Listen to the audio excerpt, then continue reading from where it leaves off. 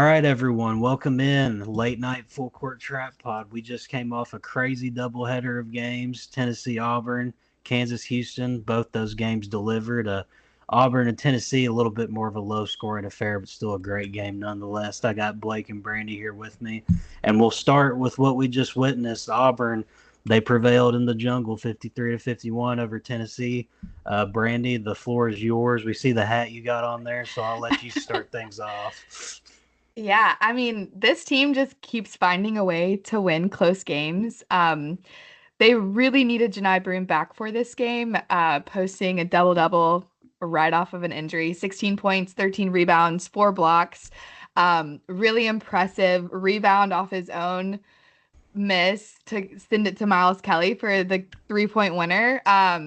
Cannot say enough about Johni Broome and his performance tonight. He seriously put the team on his back when our guards were struggling significantly. If you guys watched this game, it was a really tough watch. Bully ball defense on both sides, but also just both guard rooms for both teams really struggled all night long. And just the officiating, neither team could really get in a flow on offense. So, but yeah, I mean, this team just showed so much fight, and I really feel like Janai and Tahad Pettiford and Chad Baker-Mazara came in clutch at the end, and obviously Miles on his 3-point shot. So really exciting team, exciting game, and there's a reason this team is the number one team in the country. Yeah, you mentioned it being a tough watch. Tennessee, they hit their first three of the game in the second half. I don't remember how much time in the second half it was, but Chaz was the one to get it going for them. And both these teams, it was a horrid shooting night. 31% for Tennessee, 31% for Auburn as well. And then we've got 18% from three for Tennessee and 15% from Auburn. But Miles Kelly, he stepped up and made the big one that prevailed Auburn there in the end, and that's all that really matters. And I'd also like to say I tweeted it out on the account, our page. The college officials, we got to do better because this was terribly officiated on both Very sides, bad. not just Auburn, not just Tennessee, like all around. It was just completely terrible, a ref disaster class. But I don't want to get off on that tangent. Blake, the floor is yours now, my man. What do you think about this game? Obviously, it was a bit of a tough watch at times, but the last couple minutes there, it was pretty cinematic. I mean, this is a huge win for the Tigers. It's their seventh ranked win of the season so far. And when you're considered the number one team and you're running through teams that are highly touted in college basketball, it's kind of telling of how good your program really is right now. And I feel like this game was won with the bully ball mentality there towards the end. Janai Broome, I mean, you can't say it enough. Him returning for this game and performing how he did, 16 points, 13 boards, 4 blocks. Like, that's just unreal coming off what many people thought a really serious injury.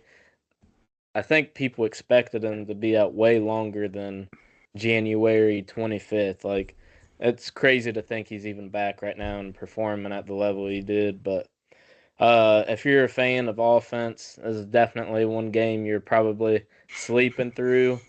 But I mean, for me, I was tuned in, excited to watch that. Defense, I mean, it wins you big games, and I think this really was like a statement win practically.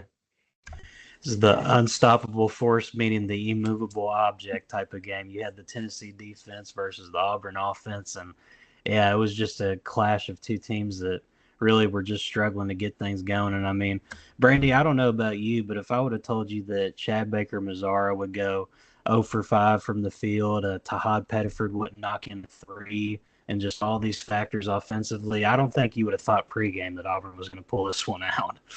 Right. No, and it's kind of similar to how Auburn shot last year against Kentucky at home when College Game Day came. I mean, just a horrible shooting night, which happens in this sport and in college basketball. And the fact that we were able to pull out this win, I am shocked with the shooting splits. Um, yeah, and especially, the start of the game, we got 4 fouls right off of the jump. So that's really why Janai played more minutes than I think what the team was expecting him to play. Chaney Johnson, Dylan Cardwell, and Chad Baker-Mazara all got fouls within the first, I I think it was 2, maybe 3 minutes of the game. So, yeah, just overcoming like horrible officiating, which honestly, after the second half, it really was truly on both sides. The first half, I was like, Auburn has to beat the refs too, but the second half was really poorly officiated for Tennessee. So just all around bad officiating and bad offense from both teams, but at the same time, like it really was just a battle of defenses. And I think the way that Tennessee performed defensively is a testament to what I've say a lot, and that's defense travels. So if you're out there watching some of these college basketball games and wondering why some teams do a lot better on the road than others, I think it's because they have good defenses, and you'll see that across the board.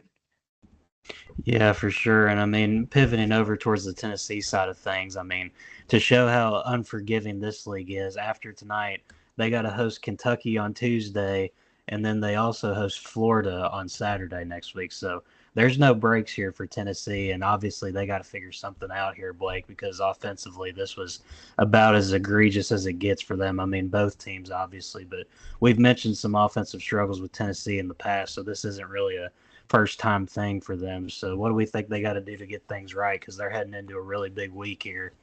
Uh, I mean, to put it clear as day, Zakai Ziegler, you can't be shooting 0-6 from 3. Chaz Lanier, I think you got to be a little more productive. I mean, he did have a better second half tonight, had a couple threes there, finished with 10 points, but 4 of 11, you got to do a little more for a team that doesn't have a ton of scoring options on paper practically. And then, I mean, guys like Cade Phillips, Dubar, and Gainey got to give a little more off the bench. Gainey had a decent night, was really inefficient, but still chipped in 8 points when his team was really struggling. So, yeah, Yeah. they really got to pick it up on the offensive end. They're insanely good on defense, but I mean, you're not going to win a lot of games if your offense is that bad.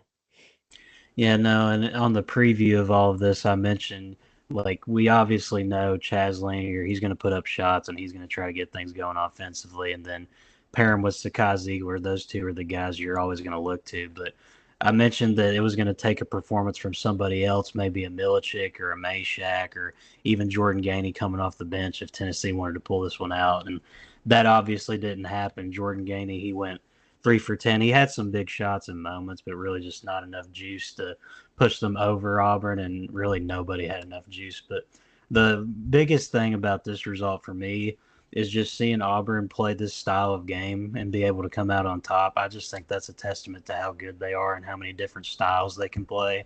There's going to be nights, obviously, where the offense is humming and it looks like nobody can stop them, and then you're going to have these nights, like Brandy said, where the shooting just doesn't go right and you got to find other ways to win. And they found the ways to win here.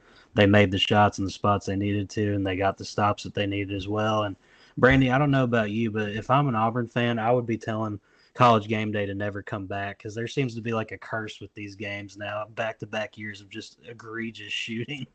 I know, seriously though. I think this is their 5th season in a row that they've come to Auburn.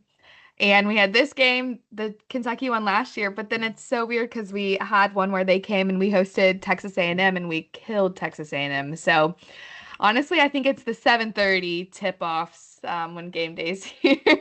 But yeah, after that game, I was like, after the shooting game, and I think Bruce even kind of joked about it heading into the locker room at halftime. He was like, College Game Day is never gonna want to come back to Auburn with the way that we're shooting tonight.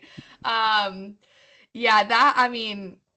I knew that Auburn would face some shooting regression at some point. Just been so efficient from 3 and from the floor that, it's bound to happen just, from pure math standpoint. Did not think it would be as bad as 15% from 3 and 31% from the floor. It just so happened Tennessee also was as bad as we Yeah. were. Yeah, definitely not a night to remember for either side. But I mean, for Auburn, you get the win, you defend your home court. Always going to be happy about that. Still going through conference play strong. And at the end of the day, that's all you can ask for. Tennessee's going to have to bounce back quick because there's no rest for them, like we said. But a game that was a little bit more exciting offensively, the game before this one down in Auburn, number 7 Houston, they go into Allen Fieldhouse and they take out the 12th ranked Jayhawks. I mean, Blake, this game, Flory Badunga, your man, he was a star for Kansas, but it just wasn't enough. He really looked good there in the 4 spot, kind of next to Hunter Dickinson, and Zeke Mayo was having a good night, but this was just the night of Jawan Roberts. He could not be stopped. He was a force in the paint. He was working Hunter Dickinson in moments, and also Malik Wilson. He had big time shots. Got the game into double overtime. Excuse me, this is a double overtime affair, and this was just a great college basketball game all around. And I really loved what I saw out of Houston here because I picked Kansas, and hand up on that one, I was wrong. I thought that the home court would push Kansas over the top, but obviously Houston proved that they're not just a defensive unit and that they've got some big time shot makers too. Yeah, this is a huge win for a Houston team who people were thinking didn't have a lot of like resume wins, and like since like I think it was November, October, like early season wins from the Players Era tournament. So to go into the Fog and win in a double overtime drama fashion is surreal, honestly, especially with them putting up 92 points for being known as a defensive team. That's like unheard of, really, for that program. Jawan Roberts looked unstoppable in the paint, just using soft touch around the rim. Uh, Milos Uzan, I think I'm saying that right. I hope I am. He put on a show tonight. 17 points, 9 boards, 9 assists. Looked a little bit like Cade Cunningham out there. Was doing everything really for that team. And then you got guys like Arsenault. I mean, he played really good defense off the bench. Malik Wilson coming off the bench, 18 points, had the three to send it to, I think it was double overtime, or it might have been overtime, the first overtime. I forget. I'm half asleep right now trying to wing this, but yeah, he had a really good performance. And then on the Kansas side, I mean, that Flory and Dickinson lineup is working really, really well right now. Flory Badunga in the pick and roll, it's practically impossible to stop when you got a 5-man like Dickinson as well. So, I mean, if they keep that bread and butter working through the season, I think they'll be perfectly fine. They just need Zeke Mayo not to shoot 6 of 17 every game. And they really need AJ Storr to, like, step it up because he's really been a no-show for, like, 95% of the season. I mean, preseason, I think I said something about him having shades of Anthony Edwards. Don't know why I ever said that, but I mean, he's got the same body type, can play fairly well. He just hasn't shown any potential really this season, besides like a game or two. He just doesn't seem comfortable at all. So they really need those guys to step up. Rylan Griffin today, unbelievable, coming off the bench, 5 threes. I think it was like a 97% true shooting percentage for him. Like, that's just unheard of, really. So, I mean, it's nothing really to hang your head about, Jayhawks fans. Just got to step up your defense in crunch time, and you need your key guys to really step up play there. Yeah, obviously there's no shame in taking a loss here because, I mean, Kelvin Sampson, that Houston program, they've been a force for years now. That's a quality program all across the board.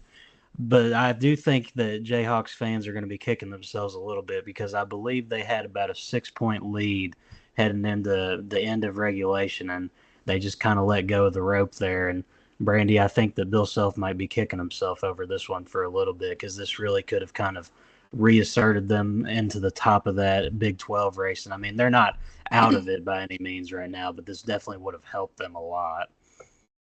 Right. And really, this game should have never even gone into overtime towards the end of the game. Like, this was just kind of a complete meltdown by Kansas there at the end. But the good news is this really was the Flory Badunga coming out party. Even though he fouled out, he did have an insanely impressive game, and he fits really well on the floor with Hunter Dickinson. And this really was the first game it seemed like that Rylan was kind of back to shooting how he was shooting when he was at Alabama last year, which we hadn't really seen that from him because of lineups and whatever else has been going on with him. So I think that's something to build on. Both Flory and Ryland performing amazing. They just so happen to run into a Houston team that has finally figured out that they can go to somebody else besides LJ Cryer on offense. So the last couple of weeks now, Juwan Roberts has really stepped up on offense for Houston, and that's been huge in getting these kind of wins for them. And also helps that they have the best defensive player in the country, in my opinion, on their team, in Tugler. Just 5 blocks on the road to me is crazy. And I think he just puts them in a position to win games like this. Yeah, 100%. And I also want to give some flowers to Emmanuel Sharp because at one point in this game, he went out for a little bit. He got kind of knocked up there. And then flash forward to the end of the first overtime. He contributes there. He gets the first three that set up Malik Wilson to get it sent into double overtime. So big time shots there. And obviously for Kansas, Flory Badunga, the coming out party for him. KJ Adams obviously wasn't a part of this game, but Blake, I mean, you're the biggest Flory advocate out there. Do we think that it's time Bill Self just rolls him out there full time in the starting five and let KJ kind of take the back seat, or what do we think about that? I think we need to build the Flory statue outside of Allen Fieldhouse right now. Get it in the works. Yeah, he needs to be in the starting lineup. The past 2-3 games, he's been in the starting lineup. He's put up some really, really good numbers on the offensive glass, on the defensive glass, and just pick and roll maestro, really. Uh, you can't really stop him when he's going off a pick and roll. He's super explosive around the rim, moves well for a guy his size. And the crazy part of it all is like he hasn't been playing basketball for more than like 4 years. Like he came over from I forget where it was overseas, uh, and it was his like I think sophomore year was his first year playing high school basketball or just basketball in general. So I mean, what this guy's doing now is kind of crazy to think. Yeah, they were showing some of his highlights on the broadcast, not his basketball highlights, though, some soccer highlights from a Soccer, couple yeah, years that's what he back. grew up playing. Yeah, that was kind of his bread and butter growing up, from what I gathered. Another piece of the Kansas side of things here, I do have to give some credit to a guy that's kind of taken some heat on here before, DeJuan Harris. He had 12 assists on the night. He was dishing the ball and distributing fairly well, but obviously, Kansas fell ultimately in this one. And what do we think before we head off of this subject? Does this change anything we think about Kansas long term, Brandy? I'll let you start, but I'm not super phased by this in terms of what they can be, but I do think that in terms of just what they want to accomplish in the Big 12, if they wanted to assert themselves in the conference title race and try and place themselves within more of a striking distance of the teams at the top there, the Houston, obviously, who's still perfect, and then Iowa State that's at 7-1 right behind them. I think that hurts them in that regard, but I don't know. I still think that I like what this team could possibly do if they piece some things together. There's a lot of work to do, though. Yeah, I think this game told us more about Houston really than it did Kansas for long term, especially when it comes to the conference title race. For Kansas though, like there was a lot to build off and a lot of really positive things, but there were still some late game decisions and some moments that made me question, what's going on with this team and maybe this staff a little bit. Um, but I still really like Zeke Mayo. I like Hunter Dickinson on the defensive side of the ball. And I like Rylan Griffin. And I think it could end up being a blessing in disguise that KJ Adams didn't play tonight. And they kind of can see how this team has looked on offense without him tonight. And I think it's a better team without him out there on the floor on the offensive side of the ball. So I think that's something to build off of. What decisions go into, how their lineups look once he comes back. But I don't know if it's anything to be worried about for Kansas. I just think that their preseason expectations compared to their actual performance is a lot different, but we kind of already knew that at this point in the season anyways. Yeah, for sure. Blake, how about you? What are we thinking about Kansas moving forward? I mean, you obviously said that you wouldn't be too upset if you're a Jayhawk fan, but going strictly in the long term, like Big 12, the rest of Big 12 play and beyond, what do we think? Uh, yeah, I still hold that belief. I don't really think there's anything to drop their head about. I feel like that game at home against Iowa State on the 3rd of February will be really telling of like where they stand in the Big 12. If they can pull that one off, I mean, maybe that could boost them to second in the conference, top three, something like that. But the next couple games should be rather easy. UCF and then at Baylor. Baylor's really struggled this year. VJ Edgecombe is starting to heat up though, so I mean, I guess we'll have to see how that one turns out, but they should be comfortable until that Iowa State game. Yeah, I definitely think we learned a lot more about Houston because this was a team heading out of non-conference play. They went through that rough stretch we've mentioned before where they lost to Bama, San Diego State, and they just seemed like they were kind of lacking some quality wins there for a little bit and didn't really look like they had it all figured out yet. But they've emerged completely from where they were sitting there unscathed in the Big 12 so far. And I mean, talk about making a statement going into Allen Fieldhouse. Not many teams come out of there with a victory, and to do it in double overtime fashion in spots where you were down and out, it looked like. I mean, fought back from down six to even get it into double overtime and find a way to win that game. That's a hell of a result there for Cougars fans, and you got to be excited. And something I'm excited about too with Houston. February 22nd, when they play Iowa State, I'm going to be seated for that one because that's going to be the best of the best in the Big 12. I'm really excited to see what happens there. And obviously, Iowa State, they survived that scare today, too, and ended up winning by double digits. So they've been looking very, very good as well. Big 12 basketball, it's looking pretty solid. But moving on from that and over to the Big East, America's favorite head coach, Dan Hurley, he took an L today after the full court trap pod. I think we all across the board picked Xavier on the preview. So we didn't end up cursing the Musketeers by any means. Dan Hurley, he was getting some love from the student section pregame. Not the best kind of love, but the type of hate love that you get from being an elite coach. I won't repeat what was said because this is a family friendly podcast. But yeah, UConn, they looked to get a shot there at the end, and they just didn't get the ball off in time. Shot clock violation. I believe it was Jalen Stewart that had the attempt and couldn't get it off before the horn. And Xavier proceeded to hit the free throws that put him over the top in that one. Obviously, a great performance from Zach Freemantle, Maddox Jr. off the bench. And this was a good result for the Musketeers. They got their revenge, Blake. They almost had UConn back in December, and they got them here. Yeah, this might have been the most obvious upset waiting to happen. Well, upset. Xavier was favored by like 1.5 points actually going into this, but I mean, they were sitting unranked before this game. I do think they could possibly fit in the 25-ish range, maybe just barely sitting outside of the top 25. I feel like all season long they played really close with a lot of good teams. To get this one off their chest and get this ranked win probably feels really good for Sean Miller and company. Uh, like you said, Freemantle had an amazing game today.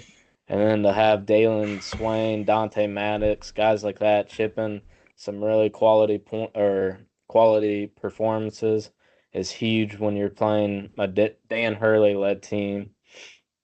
I think it was also pretty impressive too that Ryan Conwell, he only had 4 on the day, 1 for 6, and they still found a way to get this one done. That's one of their bucket getters on that squad, and they've still found a way to prevail over UConn. But Brandy, this is a lot of unimpressive basketball that's been played by UConn, and it really tracks back to when Liam McNeely's absence began. And there's really no end in sight to that as of yet. So, are we hitting the panic button over there in stores yet, or are we going to hold off a little bit and see if Liam can get back in the fold and kind of get that group going back to the way that they were? Because it's just not really been looking super hot over there if you're Dan Hurley recently, at least. Right. They really need him offensively. 27% from behind the arc in this game. Not good. Only guard that really stepped up big time offensively was Solo Ball. And we knew this UConn team wouldn't have a massive front court presence heading into the season, so they need him healthy. I did think on the other side of the ball for Xavier, it was really impressive. They had 26 points off the bench. Jerome Hunter was pretty good, and Dante Maddox was also very good. I was kind of surprised that Ryan Conwell didn't have more of a presence in this game. He's been somebody I've been watching and waiting to kind of go off for Xavier, but the fact that he didn't and they still came out with a win here, really impressive for me. I don't know where I really don't know what the ceiling is on this UConn team. It's just they just don't have a ton of offensive firepower without Liam. They need him healthy. I don't know what the timetable is for him. But he's able to get that 3-ball going for them and help out with floor spacing. So they need him back. They need him back bad. Yeah, at the moment, I think the most recent bracketology projections have UConn kind of in the 6th seed range, and I don't really see that getting any better without Liam because I really do think that he does a lot for that squad. And yeah, this is obviously not the result you wanted to see if you're a UConn fan. They're sitting there at 14-6 right now, and I'm trying to look up the remainder of their schedule at the moment. I know They have Marquette on the road next weekend. They still have to go on the road to Creighton. They also have they to still go got to on the play road to St. St. John's, Yeah. which is also on the road. And they actually have to play Marquette at home too. So they have to play Marquette twice. St. John's on the road. Yeah. It's not an easy path for them to end the year out. So yeah, it's not getting any easier. And I mean, they're sitting behind Creighton right now in the Big East standings as well. That's not a great thing for a Creighton team that's kind of been underwhelming, but they have gotten things back on a better track as of lately. Blake, you're chuckling there a little bit. You got something you want to say about that? Not really. I mean, I feel like preseason we talked a lot about the Big East being really average. I mean, they're kind of proving it this year. That's all I'll say. So the Dan Hurley and Big East goons don't get me. Yeah, to be fair though, I do think I'm looking at it right now. I think the Big East as of today, I'd say it's a safe 4-bid league when it comes to the tournament. I think Marquette, St. John's, UConn, and then Creighton could get in, and then maybe Xavier can make it a 5th bid, but They're really not like top heavy in that conference. I feel like. Oh yeah, it's super top heavy because you got UConn, Creighton, St. John's, Marquette, like I mentioned, and then there's the fall off where you're getting to teams like Villanova, Georgetown, Providence, Butler, Seton Hall, DePaul. If you really want to get into the absolute just pit of despair when it comes to the Big East, there with DePaul and Seton Hall. Yeah, not really much more to say on that one. UConn, we've talked about their issues a lot. There's a lot they need to get fixed, and I think it really starts with Liam McNeely's health, and that's just the most concerning part of all this because those high ankle sprains, they can be really tricky. It's just hard to manage those kind of things. They can keep you out for a long time, and even when you get right, there can be some lingering effects as well. So really, it's kind of just some uncharted waters here for Dan Hurley, not really used to having these rough patches in the last couple of years. So I trust him to get it figured out because he seems to be pretty fired up and motivated to get things done. So we'll see what happens. But the one headline I want to talk about, too, in the midst of all this action going on tonight. So Alabama, they beat LSU 80-73. Not really much of a story there. I mean, you expected them to win. But Mark Sears only played 17 minutes and put up 0 points. And Nate Oats kind of had some interesting things to say in the post game in regards to why exactly he wasn't out there.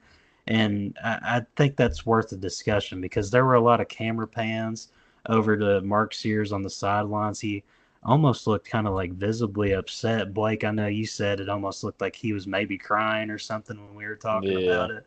I don't know if he was completely, but Nate Oats, he did have a quote. I'm trying to pull it up of what exactly he said.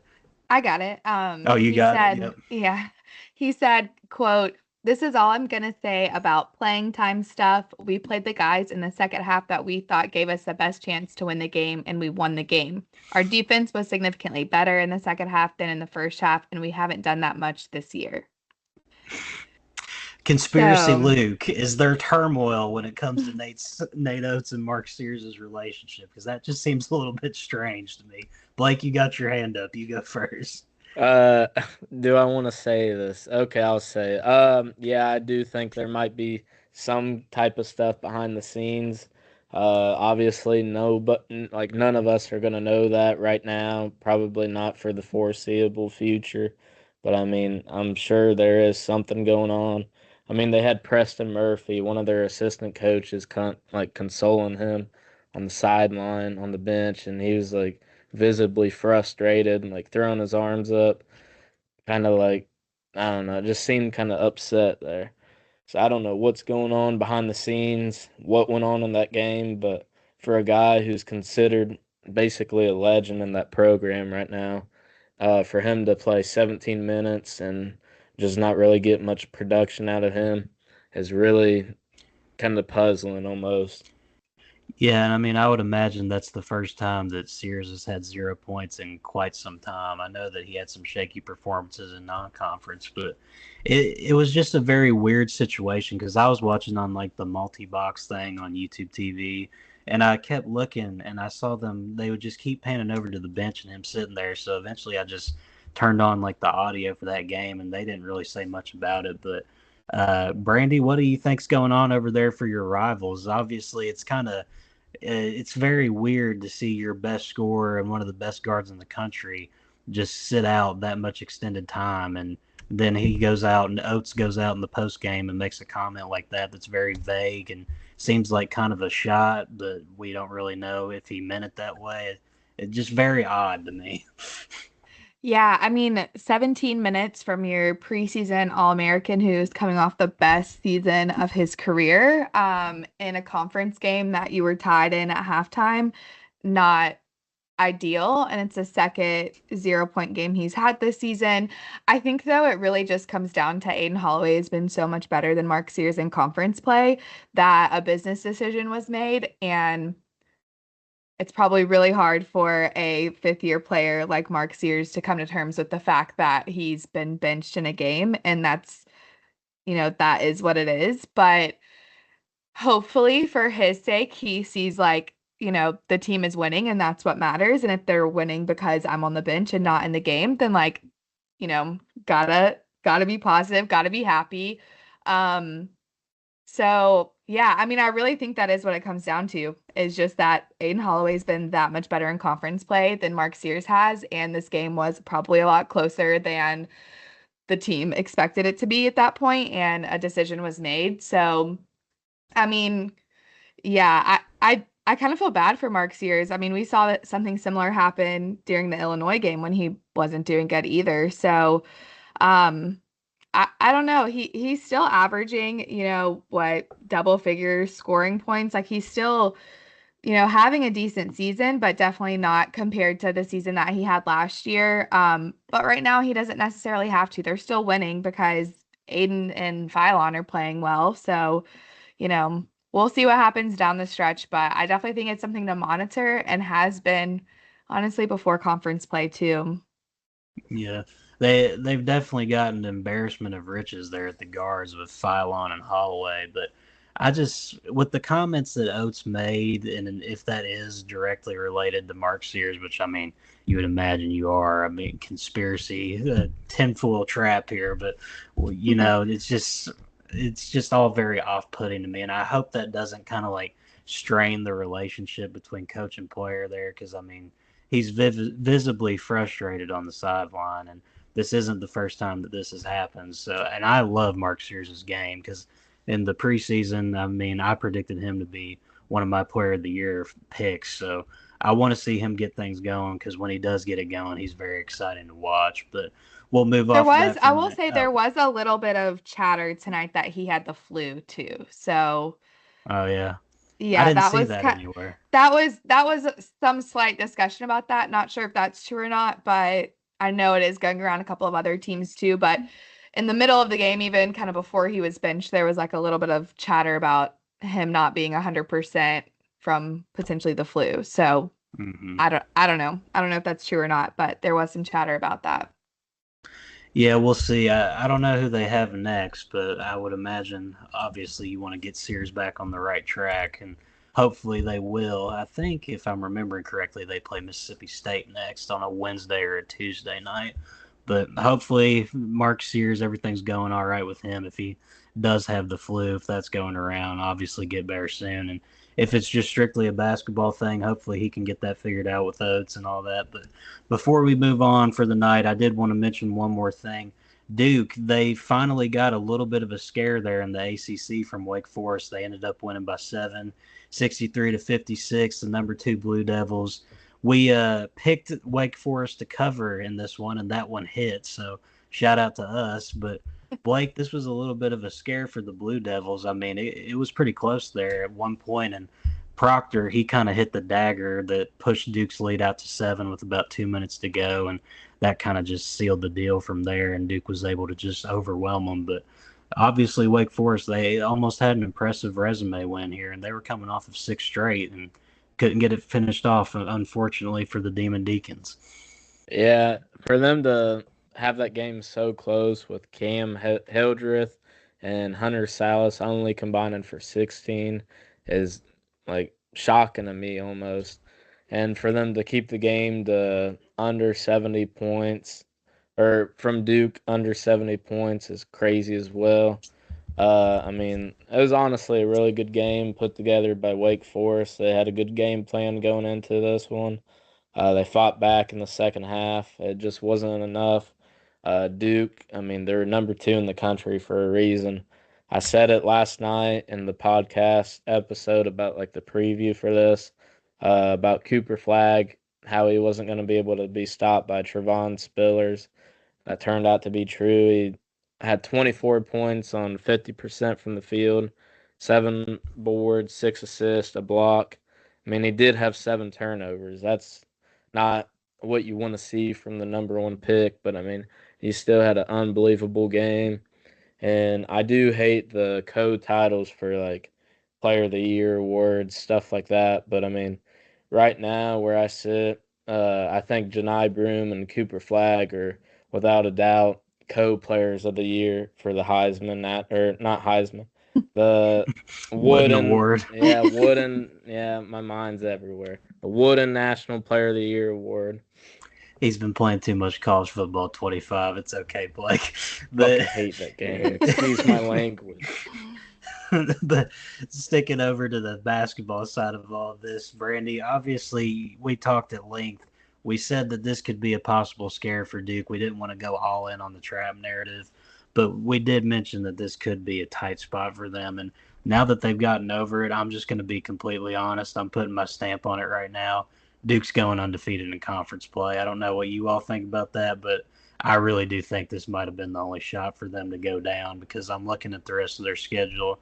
They've got NC State at home, UNC at home. Really, as far as road tests go, uh, the most difficulty they'll find is probably Little John against Clemson on February 8th, but I still think that they'll take care of business there. So I want to get your guys' opinion on that before we head out for the night. Do we think Duke finishes the undefeated run throughout the ACC, or are they doomed for a slip up at some point? Yeah, I think probably. I mean, UNC almost lost to Boston College today. Um, so I don't really foresee them beating UNC. Clemson, maybe since it's away, but I just don't know.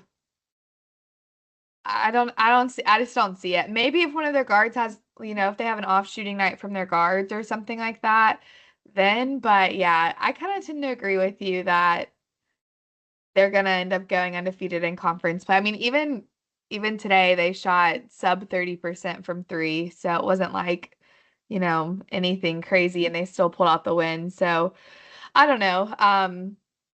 ACC is really bad. So and they don't play Louisville, so yeah, I don't think that they're gonna drop a game in conference play. Yeah, no, they already got the win against Louisville back in early December when they went to the Yum Center, so they don't have to play them again. Blake, do you think Duke goes undefeated throughout the ACC the rest of the way? ACC play, why? Yeah, they're going to go undefeated. North Carolina, I think they sweep them. But the only slip up I do see happening is a random late February non-conference game against Illinois. Hmm. Uh, I mean that's definitely one I'm gonna have my eyes on. Illinois has really struggled lately, but they've been without Tomislav Ivicic. Will Riley's kind of struggled. Jack Hughes kind of been inconsistent a little bit, but I mean they still got the makings of a really good team. I do feel like they can make a big run in March. So yeah, that's going to be one game that I think they could slip up and lose.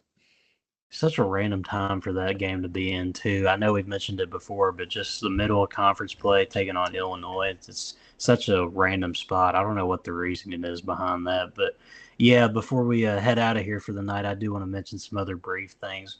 West Virginia, they fell in a game that I didn't even think was worth covering on the preview. They lost by 13 to Kansas State. Does anybody have some takeaways from the Mountaineers after that one? Because that is a very bad loss to put on your resume. Country roads are not taking me home. That's all I'll say. Yeah, Yeah, no. I was not expecting that. I'll just say, I was not expecting that at all. So yeah, I don't. They're on a 2-game losing streak now, and they have to play Houston next, this coming week. Yeah, not ideal. I think they're inching towards. I don't know where they're at, where they're seated right now, but I think they're inching towards possibly missing the tournament, with the way that the rest of their schedule stacks up. Yeah, it's just this team is so weird. Like they have the win against Kansas and Iowa State, and then you go and drop one to I think Kansas State is either quad three or quad four right now. Like that team is just not good at basketball, and yeah, that's really a loss you can't afford to have when you're trying to make your way through Big 12 play. But Yeah. yeah, it's They gonna have they be have hard. wins over Gonzaga, Arizona, Iowa State, and Kansas, but then I don't know, Arizona State and Kansas State, like those losses.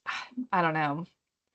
Yeah, This team is just weird. Like this team is very weird. They're not very good, but they're also not very bad either. But they still have to play Houston and Baylor, and Texas Tech's pretty decent too. mhm. So I don't. It just depends. If they can't afford to drop a game to like a Cincinnati or like a TCU or Utah or something on their schedule, they need to win those games. They drop games to Houston, not going to kill them. They drop to Texas Tech, not going to kill them. But they have to win those games they're supposed to win. Yeah, and it's just with the way this team is, I kind of feel like they are going to end up dropping one of those because just of how inconsistent they are. It's really just hard to get a read on this team. But yeah, we'll save the country roads talk for another day. But before we do leave, I want to mention one more thing. Donovan Dent had 34 for New Mexico today, a team that I've had my eye on for the mid majors all season long. So, folks, you heard it here first. This is a team made the tournament last year. They got bounced by Clemson pretty handily, but they're having a much better season this year, and they've got a lot of talent on that squad. So, if the Lobos find their way into March Madness, I know one thing: I'm picking them in my bracket because Donovan Dent is a hooper. I love his game. He is so fun to watch. But yeah, guys, I think this about does it for as far as everything goes tonight. We've got a couple of games tomorrow. I think most of the world's going to have their eyes on the NFL playoffs, however. So before we leave, I'll get everybody's pick. Who's going to be playing on the Super Bowl? I'm going Commanders and Bills. I'm going with the upset Ooh. picks. What do we think, Mr. Blake Smith? Who you The rocking with? Bears, the Bears, Caleb Williams. Okay. Okay, No, I'm buddy. kidding. Yeah. Bills, Commanders. That's what America wants to see. Not happening. I want to see it, but I think it's going to be a Chiefs Commanders Super Bowl. Yeah. I really do hope the Commanders make it. I want to see Jane Daniels get there, but I have a feeling that my heart might be broken in that regard. But we'll see what happens when we come back here on Monday to talk some more. We'll cap it all off now that we've discussed all the major hoops action. Great night of college basketball, obviously. A lot of great results across the board. Not so great results for my boys in blue. If you all want to hear more about Kentucky's absolutely embarrassing performance today, be sure to tune into the last video that me and Blake Smith did. We also talked about Texas's comeback win against the A&M Aggies. That was a crazy one as well. But for now, it's late, everybody. Let's get out of here. Brandy, Blake, Luke, the Full Court Trap Squad, signing out. We'll see y'all later.